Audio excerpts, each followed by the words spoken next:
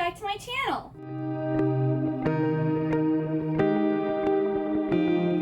So today I'm going to be doing my August reading wrap up. I read a lot of books this month, but no 5 stars, sadly. And I had 2 stars. So overall, this was kind of a okay reading month. But let's go over the stats. So in total, I read 23 books. And the total number of pages I read was 7,410. So that was kind of like around the average that I normally read in a month of pages. The audiobook minutes I listened to was around 390, and that was for 1 book. I read 14 different books within a series. I read 4 standalones. I own all 23 of these books, but I also borrowed 2. Because one I listened on audiobook, and then one I borrowed, I think, from Libby. I borrowed the ebook from Libby. But I also own the physical copies, too.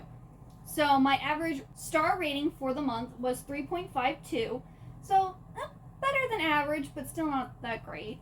My most read format was paperback. My most read genre was romance. You could also kind of tie fantasy in with that, too. But most of these had some form of romance in them. And then my longest read, which is also the audiobook I listened to, was The Woman in White by Wilkie Collins. This is like a Victorian Gothic mystery. It was a very interesting book. So I actually listened to this between July and August. This book was actually like probably over 700 minutes long, but I only listened to about half of it in August. It's like this narrative. This crime, like this fraudulent crime was committed. And this is kind of like different people's accounts of everything that happened and then how it unfolded and the different players. And so it's not like a mystery story where there's a detective who goes in and like interrogates people and looks at the crime and, you know, this is more of a, this is what happened, and this one certain guy kind of like figured it out himself because he wanted to prove that this person was alive. And the crime doesn't actually get committed till I'm going to say over halfway into the book. The first half is really getting to know the characters and like all the events leading up to the crime being committed, and then the crime isn't committed till like over halfway into the book. So it's a very interesting setup, and like I read like the introduction, all this stuff, and it was like, oh yeah, this is like explosive, and like people loved reading it, and apparently it was like serialized. I don't know if it was in a magazine or the paper or something like that, and so people were buying that just so that they could get the next installment of this book because they were like addicted to the story. I guess back in the Victorian era it would have been exciting and new and like explosive, but nowadays like this whole story, the whole crime and everything could have been like resolved with DNA testing or doctor's records and different stuff like that. This would so easily be solved nowadays, where back then they didn't have all that technology, so I guess it was more like, oh, how do you prove it, how do you do this, and you know, so it was more exciting, I guess. So it was an overall okay book. I gave it 3 stars. I think it was way too long for what it needed to be. I think they could have shortened the part where they're like introducing the characters and everything leading up to the crime, but it was still enjoyable. I liked it. I think there was 4 different narrators for the audiobook, which made it very interesting. There were a few characters that I did really like in it, and so overall it was an interesting, good book. And it's also a classic. I need to read more of those.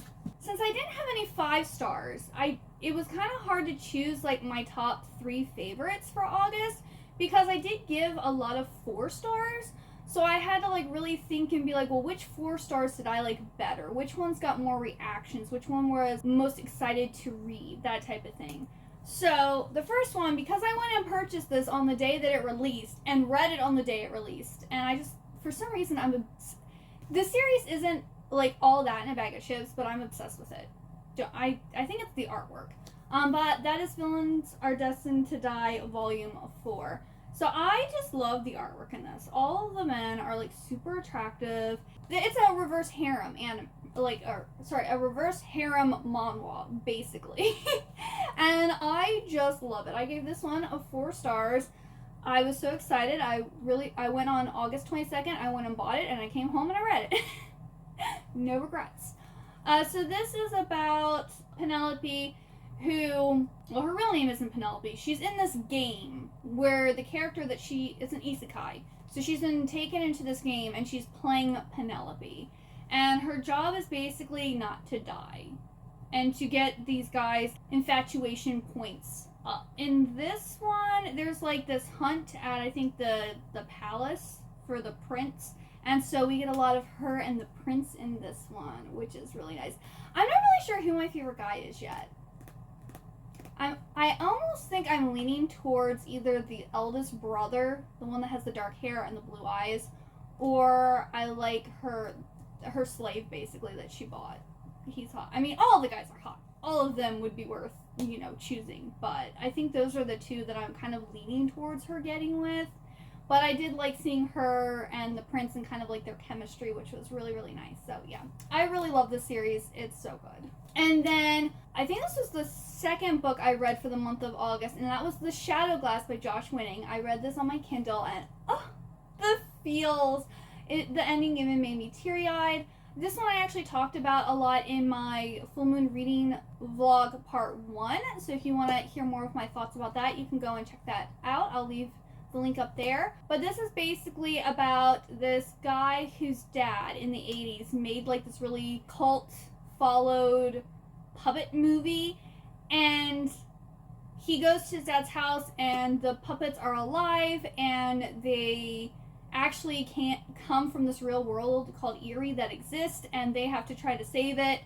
And you have evil puppets, you have good puppets, and then you also have like weird crazy fans that are also bad guys. And it was so fun. If you like The Dark Crystal or The Labyrinth, I think you'd really enjoy this book. It had all of the 80s nostalgia vibes, and the ending was like touching. It touched my heart and I got a little teary-eyed. So yes, this one also got 4 stars. And then this one, I was kind of on the fence about this one with the rating or whether I wanted it to be one of my favorites, because I was super excited for this book and I didn't know about it coming out or anything until I saw it on a shelf, and I read the little blurb and I was like, this sounds amazing, so I need it and I need to read it. Well, it took me a while to get into the book, and I was like, it's interesting, but I'm not really feeling it. And then like a little over halfway into the book, I was hooked. There was so many like reveals and things that happened, and I was like sitting in bed gasping and like, oh my goodness, and like it got a lot of reactions out of me. This is probably the book that got the most reactions out of me this month, and that is Starbringer by Tracy Wolff and Nina Croft. Is this well written? Not necessarily. And it starts off very slow. It's kind of, I don't want to say it is slow, because it starts off with like the space station being blown up and our 7 main characters having to like get this spaceship to work so that they can, flee and not die in this explosion. And then they're basically being hunted by everyone in the solar system, and they're not really sure why, and they don't know who blew up the space station. And it's like a whole bunch of like all these different groups and like a conspiracy theory, and then like people aren't who they actually thought they were, and it was so good. Now, they said that this is like Firefly meets The Breakfast Club in this snarky new adult romance, which I kind of get that a little bit, because you have a whole bunch of like these misfits of like different people from different social classes who are thrust onto this ship where they kind of realize that maybe the way that they viewed each other isn't the way it's supposed to be. And there is romance in this. We have 4 main perspectives. We have Kali, who is the princess of this solar system. We have Ian, who's a mercenary. There's Rain, who's the high priestess of some sisterhood. I forget what the sisterhood's called. And then we have Beckett, who's a prisoner. And Ian and Kali have a romantic relationship, and then Beckett and Rain are in a sapphic relationship. I do feel like the sapphic relationship does get a little more page time than our straight relationship does, but I really liked Kali and Ian. I thought they were so cute together, and I really like Rain as a character. Like, she is just like this cute, she reminds me of like Enid from the Wednesday TV show. Like, she's just so bubbly and happy, and like she's just like a little ray of sunshine. So I think Rain was actually my favorite character, but my favorite relationship is Ian and Kali. So I really like this book. Again, it is by Tracy Wolff, so it's basically like, I don't want to say trash, but like it's not like good literature. It's just really fun to read, and it will keep you entertained. So yeah, that's why it's like one of my favorites of this month. So then, let's go over everything else I read. At the beginning of the month, from August 1st through August 13th, I participated in the Full Moon Readathon that was hosted by Jan Agaton. So a lot of these books were talked about in both of my Full Moon Readathon reading vlogs. I have a part 1 and a part 2. So I'm going to go over these a little quickly since I've already touched on them. But I started off with reading Alone with You in the Ether by Olivia Blake. This one I gave 3 stars. This is a romance between kind of like these two unlikely individuals who both have mental health issues in some way, shape, or form, and they kind of end up falling in love. And it was very weirdly written. I think I was generous giving it a 3-star because I wasn't rooting for the romance. I just kind of wanted to know what was going on and what was going to happen, but I didn't really care about our main characters really at all. Then I read Bite Club by Rachel Kane. This is the 10th book in the Morganville Vampire series. This is about this girl named Claire who lives in Morganville, Texas, where like the vampires run this town. And in this particular one, we have a martial arts school that opens up that is doing some illegal activity behind the scenes, and so her and her friends kind of have to solve what's going on and also save one of their friends in the process. And this one I gave 4 stars. Then I read Days of Blood and Starlight by Laini Taylor. This one I gave 3 stars. I really enjoyed the first book in this series, Daughter of Smoke and Bone, and I gave that one 4 stars.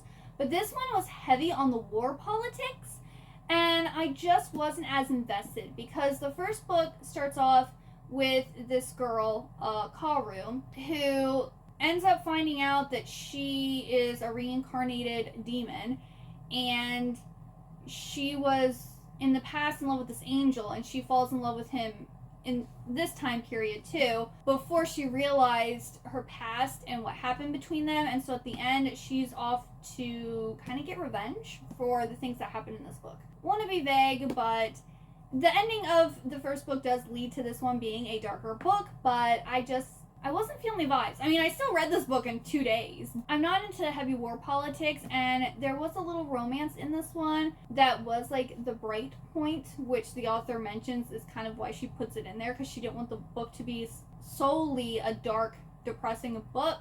So I did appreciate that. But I'm hoping in the 3rd book we can get some more relationship between Karu and her angel lover. Then I read Cake Eater by Allison Dolan. This one got 2 stars. Like, I basically bought this book because of this cover, and again, I still think this cover is gorgeous, but this is basically a futuristic dystopian retelling of Marie Antoinette, but also make it Gen Z and kind of Xenon Girl of the 21st century. And this is this book. It's very unique, and I just couldn't get into it, and it just didn't work for me. Then I read 6 Scorched Roses by Carissa Broadbent. I read The Serpent and the Wings of Night last month in July. Absolutely loved it. 5-star, probably my favorite book of the year.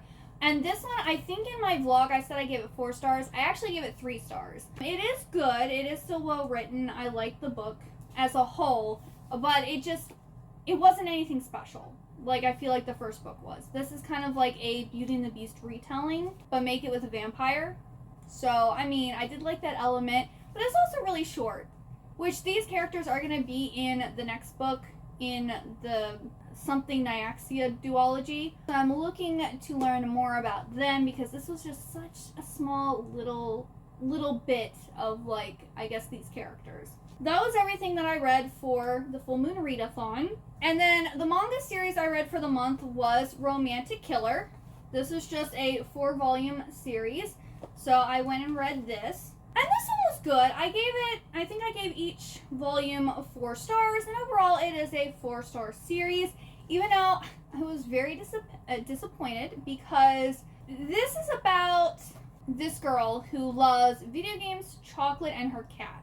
And one day, while she's getting ready to play this new video game, this little creature here pops out and is like, "You're a bane on the Japanese society. It's because of people like you that the population is dwindling because you're not getting out there, you're not getting married, and you're not having kids.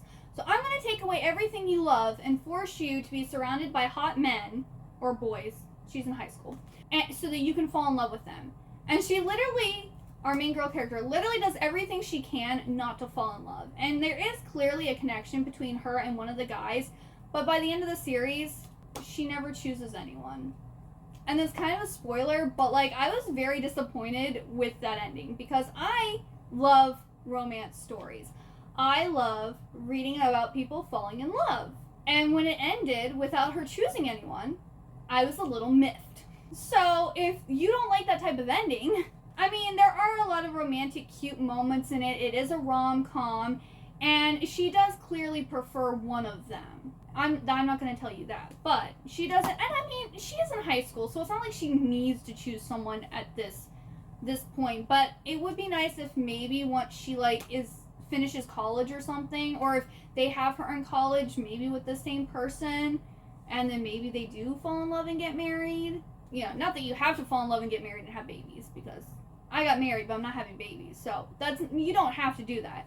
But when it comes to a story like this, that's kind of, you're at least hoping for the character to fall in love, you know? That's just my personal opinion. But yeah, it was a good series. It just didn't have a satisfying ending, in my opinion. Then I read Love Boat Taipei by Abigail King Wen. And I read this because, the movie came out. What's it called? I forget what the movie's called. But it's on Paramount Plus. And so I wanted to read the book before I watched the movie. And the book is about this Chinese American girl who is sent to like this summer school in Taipei where she basically is a party school. And so she like there's like a love triangle. She really wants to be a ballerina, so she tries to pursue that. And it's kind of like this coming of age story. And it was really nice. I gave it 3 stars. And I kind of liked elements of the movie better, but at the same time I didn't, because in the movie they make her college age, which makes more sense because they are like drinking and sleeping together and stuff like that, so it makes more sense that it should be like adults doing this instead of high schoolers. But they added in an aunt character who didn't exist in the book. They also kind of took out like the big main, I guess, conflict that was in the book. Like they totally like didn't even happen. And they also kind of changed like relationships and stuff around. Like they took a lot of liberties with the movie. So if you liked the book, you might be disappointed by the movie. But if you didn't really like the book, you might like the movie better. I like both. I think I liked the book's story and setup better, but it does make more sense for them to be college age for the types of things they're doing. And then the Happily Ever After's book club pick was Mortal Remains by Mary Ann Fraser. This one also got 4 stars. This was in the running for being one of my top favorites, but I felt like I liked the other 3 more. But this one is about this girl named Lily. And when she was younger, she ended up getting injured, and this young boy at this like, I kind of want to say it's kind of like, it's not like the Addams Family house or like the Monsters house where people are afraid to go there, but like people clearly don't like these neighbors. And she's there and she's in a tree, she falls, she breaks her arm, and the son of this family saves her. Well, everyone's under the impression that he has died. The house blows up, and her brother and like one of her friends goes to investigate, and they find like this hidden area underground, and they find him in this area. And so they're like, oh, you're alive? So they're trying to figure out, is he actually who he says he is? And then like she's kind of falling in love with him, and her family has a funeral business that's failing, and there is this bigger company who is trying to like basically monopolize the funeral home business. And so she's fighting to save her funeral home, which it kind of gave me similar vibes to The Undertaking of Heart and Mercy. It kind of had like the same vibes of that. Young girl supposed to be taking over the family business, trying to save it from like this big company that comes in. But in this one, we're also, I don't know, I like this one more than The Undertaking of Heart and Mercy. Now, the Undertaking of Heart and Mercy had, like, the letters that went back and forth, so if you kind of like the Divine Rivals setting, you probably would like that one more. And this is YA, where The Undertaking of Heart and Mercy is for adults, so it also is, like, spicy. This one is a clean romance, so I really like this. I enjoyed it. Then I read Immortal Longings by Chloe Gong. This was, I believe, Mel's Citadel pick, and also Kirsten's buddy read for her Discord channel. And I ended up giving this 3 stars. I like Chloe Gong, but I'm not like obsessed with her. Like I haven't loved any of her books, but this one had like a really cool setting. So we have this girl who is actually a princess who massacred her family, and people thought she was dead, but she's actually been hiding. There is this competition happening, and she wants to enter it so that she can meet the current king and kill him. She wants to finish what she started. So girl boss vibes, because she thinks, you know, that the ruling family is not serving the people effectively. And then we have this guy who has a friend that's in, I guess, kind of like a coma type of thing, and he wants to, I guess, save her or like win a whole bunch of money. He enters this competition to help her in some way. I don't remember how. Well, they end up deciding to team up for this competition to help take out everyone else so that one of them can end up winning. And they kind of have like this relationship, which I didn't feel like there was any chemistry between them, and like I didn't really believe them as a couple at all. So that's where like my issue came in with this. But I liked the competition, I liked the fighting, I liked the like reveals at the end. I found really interesting.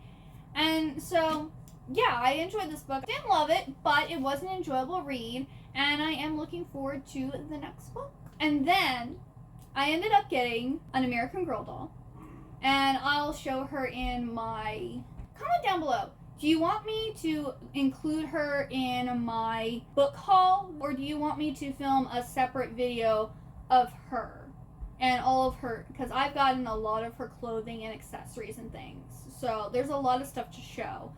But I got the Courtney American Girl doll, who represents 1986. That's why I got her. She represents the 80s. She has so many clothes, so many cool accessories. Like, I love the 80s, and I just love everything that they came out for her. Like, she's adorable. But each American Girl doll does have story. If she's a historical American Girl. And I think they have 2 stories out for her right now. And this is the one that came with the doll. And so I read this. It's called Courtney Changes the Game. I did give this 4 stars. Is this mind-blowing? Is this, like, well-written? No, it's for children. This is literally for, I think, like, 8-year-olds. Yeah, 8+. Like, this is for little girls. But I do love the American Girl stories. I grew up reading Felicity and Samantha and Molly. Molly was my favorite. Which, American Girl started in 1986. So, there's actually a mini Molly doll that you can buy for your Courtney. Did I get it? Yes, I did. So now I have Courtney and Molly, my 2 favorite American Girl dolls. But this basically is about Courtney, and she's really into video games. She loves playing Pac-Man at the arcade. And she's also, like, trying to help her mom with, like, basically going green. Like, her mom has decided to run for mayor. And so Courtney really believes in her mom's platform to, like, help the environment and different stuff like that. Well, also, Courtney's parents are divorced, and so her dad is moving kind of, I think, several hours away, so she's not going to get to see him every weekend like she used to. And she also had to move in with her into her stepsister's room, and so they're kind of having issues. It's just like a cute, sweet story about the 80s and kind of issues that, you know, young girls have to deal with, and I thought it was a really good book. I kind of got into a book slump in August, and I had no idea what I wanted to read. And I was looking at my books on here, and then I also went over into my library and looked there, and I decided to pick up The Vampire's Promise by Carolyn B. Cuny. Now, this is actually 3 books in one, so it's The Deadly Offer, Evil Returns, and Fatal Bargain. And these are like vampire horror stories. They're very basic, okay? This Deadly Offer was written in 1991. Evil Returns was in 1992, and then Fatal Bargain was in 1993. So these are old stories, okay? These are when I was like 1, 2, and 3. Did these hold up? No, not really, but I had a good time reading them. At least the first 2. The third one was just weird. So I gave the first 2 books 4 stars, and I gave the last one 2 stars. In the first one, we have this girl who wants to be popular. So she kind of makes a deal with this vampire that lives in this, he's like in this tower portion of this like mansion. And he's like trapped there, and so she accidentally frees him, and then he offers her popularity if she will basically give him victims. Of course, it gets out of hand, and she has to try to stop the vampire. And then in the second one, this girl wants to be beautiful. So again, she makes a deal with the vampire. Things get out of hand, and he needs to be stopped. And then in the third one, we have, I think it's a group of 6, it's 5 or 6 teenagers who, at this point, the mansion is abandoned. No one's living there. They're going to tear it down and turn it into a mall or a shopping center, something like that. They decide to spend the night in this tower because they think it's haunted. Well, the vampire decides to hold them hostage, and they all have to decide who they're going to sacrifice to the vampire, pretty much. And then, of course, stuff happens and things don't go the way that the vampire wants. But it was very interesting. Like, it was a good read. I think I read each one basically almost in one sitting each time. They're each, like, less than 200 pages. And I like Carolyn McCuney. She writes one of my favorite series, The Time Quartet, which is a 4-book series about this girl who time travels into the past and falls in love.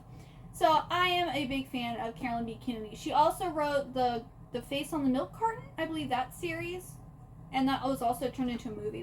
That's really good. Then I read A Business Proposal Volume 2. This series is just so cute. I still need to read the K-drama, but I'm loving the manhwa. And this one I gave 4 stars. We basically have this, he is the new CEO of this company where our main girl character works. Well, her best friend is like an heiress of this other company. And her friend is being forced into going on like marriage prospective dates. And his grandfather is making him go on marriage prospective dates. Well, him and her friend get set up on a date. Well, the friend doesn't want to go, so she convinces her to dress up and pretend to be her to make him not like her. Well, he has decided that the first girl he goes on a date with is the girl he's going to marry because he doesn't have time to be going on all these dates and wasting his time. And he's actually having a thing for her now. And so it's him trying to convince her to marry him, pretty much. And it is so cute. It is so sweet. I love it. It's hilarious. And then her best friend likes his like secretary or assistant, something like that. So it's kind of like 2 romances in one, but we're getting mostly them. But yeah, it's so cute. I love it. Then I read Need by Carrie Joan. This is another like older YA. It's not like super old. When's this from? 2009. So this is what, 16 years ago? Something like that. And this one, I also gave this one 4 stars, okay? I was loving the older YA books I was reading. But I was a little confused by like the lore in this. So in this one we have fae and we have shifters. But the fae are very much like vampires. Okay? So we have this girl, Zara, and her father recently died of a heart attack. And her mom decides to send her off to her grandmother's because Zara has been depressed since her dad died, and her mom like is concerned for like her mental health. Well, Zara isn't happy about having to go there, and then she ends up going to the school, and like of course all these guys are like into her, and she also makes some other friends, and there's this guy who keeps on showing up and is like pointing at her.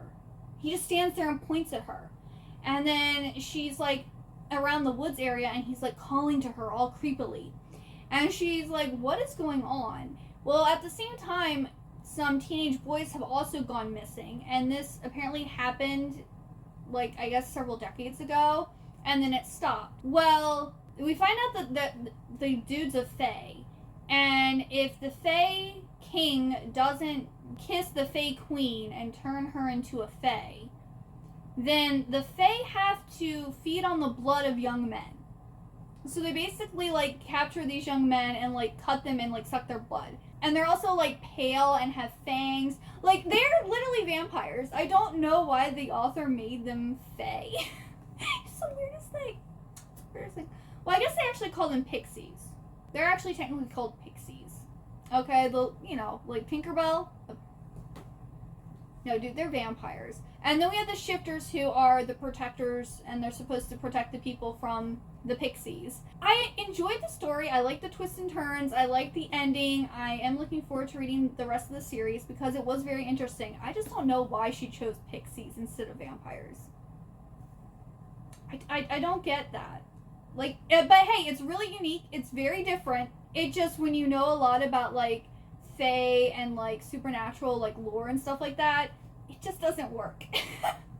In my opinion. But I still liked it. I still enjoyed it. I gave it 4 stars. It was a fun time. It was very campy. I liked it. It was good. And she has a romance with a shifter, so think of Bella and Jacob. And then the last book I need to talk about is The Dragon's Promise by Elizabeth Lim. I gave this one 3 stars. So, I liked the idea of this book. Like, this was set up to be like this epic fantasy adventure. But it was more like 2 fantasy adventures that just weren't epic enough. If that makes any sense at all. So, this is the sequel to 6 Crimson Cranes. And the curse from that book, obviously, has been resolved. And Shiori has been taken to Aelong, which is the Kingdom of the Dragons. And she is supposed to bring this pearl of the Wraith, who's this other, like, half dragon, half demon creature, to the Dragon King. But she doesn't actually want to give it to him because she's made a promise to take the pearl to the Wraith.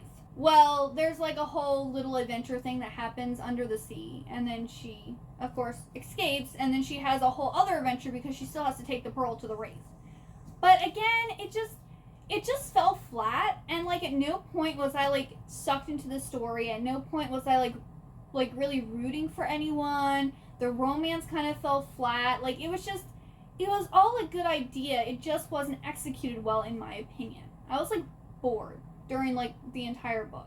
So I gave it 3 stars because, again, it did have good ideas. It did have a good story. It just wasn't written entertaining enough.